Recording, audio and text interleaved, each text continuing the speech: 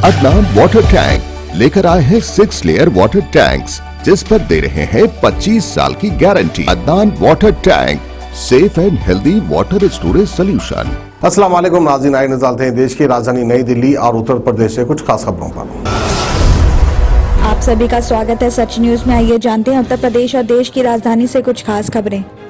पहाड़ों पर लगातार बर्फबारी से दिल्ली एनसीआर में गलन वाली सर्दी का दौर शुरू हो गया है और इस कड़ी में शनिवार का दिन अधिकतम और न्यूनतम तापमान के ज्यादा लुढ़कने की वजह से इस सीजन का सबसे सर्द दिन रिकॉर्ड हुआ है और न्यूनतम पारा लुढ़क कर जहां 6 डिग्री सेल्सियस पहुंचा तो वहीं अधिकतम तापमान सामान्य से 5 डिग्री सेल्सियस कम रिकॉर्ड हुआ है। मौसम विभाग ने अगले 2 दिनों के लिए येलो अलर्ट जारी करते हुए शीतलहर की संभावना जताई है और ऐसे में बच्चों और बुजुर्गों को सुबह शाम की सैर से बचने की भी सलाह दी है। मौसम विभाग के मुताबिक शनिवार को उत्तर पश्चिम दिशा से आने वाली सर्दी और शुष्क हवाएं बहुत तेजी से चली हैं। तो वहीं पारा लुढ़कने की वजह से सुबह के समय हल्के से लेकर मध्यम स्तर का कोहरा छाया रहा और इस वजह से इंदिरा गांधी अंतर्राष्ट्रीय हवाई अड्डे पर दृश्यता का स्तर 200 से 400 मीटर रहा। साथ ही दिल्ली में तेज हवाओं के साथ हवा में कम नमी की वजह से घना कोहरा रिकॉर्ड नहीं हो रहा है। तो वहीं पारे में ज्यादा अंतर को देखते हुए मौसम विभाग ने शनिवार को इस सीजन का सबसे सर्द दिन घोषित किया है और साथ ही मौसम बदलाव को देखते हुए मौसम विभाग ने अगले 2 दिनों के लिए दिल्ली एनसीआर के लिए येलो अलर्ट जारी किया है।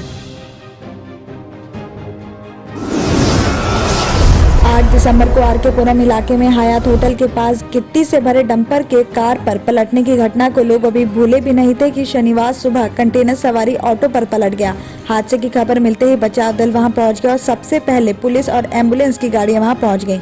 हालात देखकर मौके पर दमकल विभाग के अलावा आपदा प्रबंधन की टीम भी मौके पर बुलाया गया। बताया जा रहा है कि कंटेनर में 50 टन के करीब चावल भरा हुआ था, इसलिए उसको हटाने के लिए पुलिस ने ट्रैफिक पुलिस की 2 क्रेन के अलावा 2 दूसरी बड़ी क्रेनों को भी बुलाया गया। कड़ी मशक्कत के बाद करीब 2.5 घंटों में चारों बॉडीज को निकाला गया। बताया जा रहा है कि करीब 1.5 घंटे के बाद सबसे पहले कटर से ऑटो की बॉडी को काटकर जय किशोर यादव की बॉडी निकाली गई, जिसके कुछ देर के बाद सुरेंद्र की बॉडी भी निकाल लिया गया और पिछली सीट पर मौजूद कोमल सिंह और उसके भांजे की बॉडी पूरी तरह क्रैश हो चुके थे और दोनों की बॉडी को निकालने के लिए दमकल विभाग और आपदा प्रबंधन की टीम को अलग तरह के टूल्स का इस्तेमाल करना पड़ा और 1 घंटे के बाद बॉडी को निकाला गया। वहीं क्राइम सीन के प्रूफ जुटाने के बाद रिंग रोड को करीब 3 घंटे के बाद आम ट्रैफिक के लिए खोल दिया गया। पुलिस उस घटना स्थल के आसपास लगे सीसीटीवी कैमरों की मदद से हादसे की सही वजह का पता लगाने का कोशिश कर रही है। इस मामले में दिल्ली पुलिस का भी कहना है कि तेज रफ्तार होने की वजह से उसका संतुलन बिगड़ गया और हादसे का शिकार होते।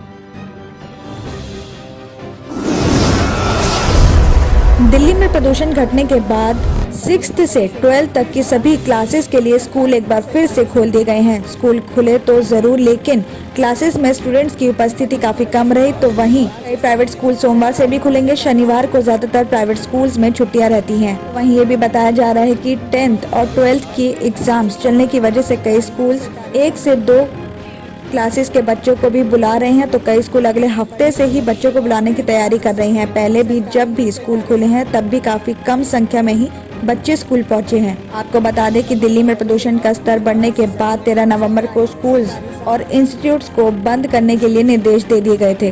उसके बाद 29 नवंबर से फिर से स्कूल खुले थे, लेकिन उसके बाद प्रदूषण बढ़ने की वजह से एक बार फिर से 3 दिसंबर को स्कूल्स को बंद कर दिया गया था। शुक्रवार को दिल्ली सरकार ने शनिवार से सभी सरकारी सहायता प्राप्त, गैर सहायता प्राप्त और MCD, NDMC, दिल्ली छावनी बोर्ड के स्कूल्स को सभी क्लासेस के लिए फिर से खोलने के लिए कहा था। इसके बाद स्कूल खुल गए। वहीं टीचर्स के अनुसार स्कूल्स में बच्चों की उपस्थिति पर ठंड का भी असर रहा है। साथ ही स्कूल खुलने पर पेरेंट्स के सामने सबसे बड़ी समस्या ये आती है कि ज्यादातर बड़े स्कूल्स अपने यहाँ अभी स्कूल बस की सुविधा नहीं दे रहे हैं। वहीं इसकी वजह से पेरेंट्स की शिकायत रहती है कि उन्हें बच्चे को स्कूल छोड़ने और वहां से ले जाने में दिक्कत होती है। इससे पेरेंट्स चाहते हुए भी अपने बच्चे को स्कूल नहीं भेज पा रहे हैं। दिल्ली और उत्तर प्रदेश की खबरों में आज इतना ही। बाकी देश भर की और तमाम खबरें जानने के लिए देखते रहिए सच न्यूज।